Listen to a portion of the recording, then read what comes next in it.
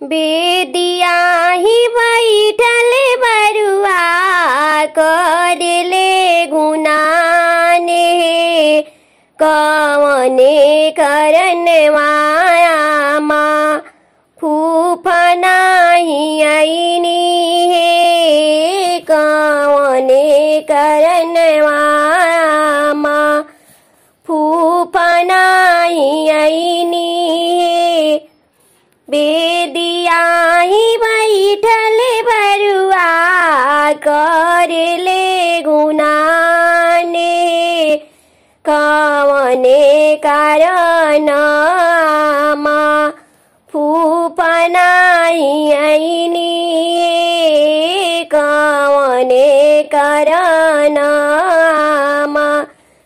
चिठियात भेजनी बाबू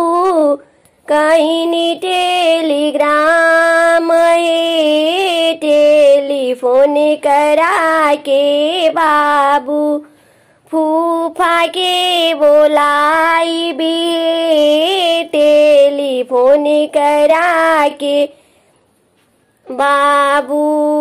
फूफा के बोलाई भी बेदिया ही बैठल बरुआ करले गुनाने कवने कारण चाची जीजाजी नहीं आईनी कवने कारण चाची जीजाजी नहीं आईनी चिठियात भेजनी बाबू कहीं टेलीग्राम टेलीफोन करा के बाबू जीजाजी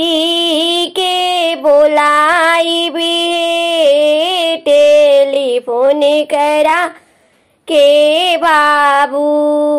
जीजाजी के बोलाई भी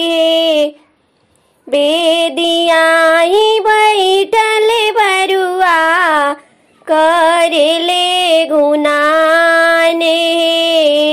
कवने कारण आमा